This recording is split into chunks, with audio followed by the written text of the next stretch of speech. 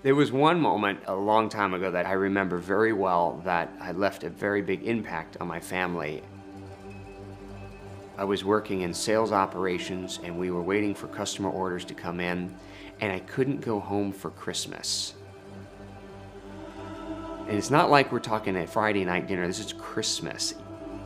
And the whole family is sitting around the table and I'm the empty chair.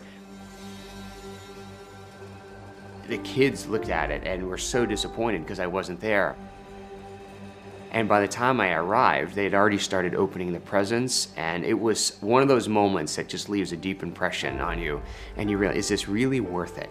Is this job really worth it? Missing these precious moments with your family.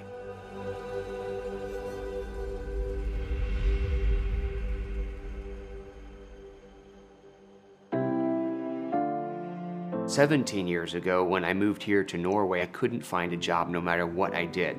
For over 8 months, I couldn't get one single interview. And then a professor at a university shared a little bit of advice, and within 5 weeks, I had 34 interviews.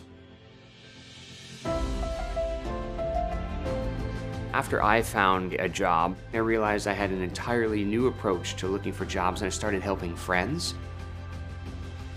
Word caught on to the school that I graduated from, and then they asked me to come in and run these workshops for them. And I did this for 16 years as a hobby. I was still in the corporate world.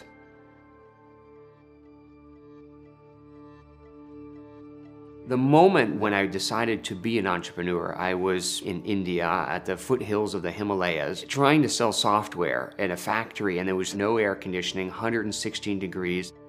And as I looked around, I realized that, what am I doing here? I'm in the middle of nowhere. I feel lost. And it really started to sit with me as we took the 4-hour drive back on this dusty road all the way back to the airport. That's when I asked a colleague of mine to take a picture of me outside the terminal, because I wanted to remember this moment of being so far from home, but at the same time, having such clarity and knowing what it is that I was going to do when I got home.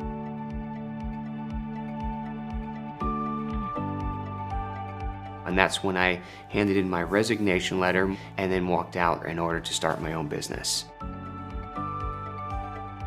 I started to look at consulting jobs, and within 2 weeks I had 5 major assignments, which at that point just confirmed that I can create value on my own.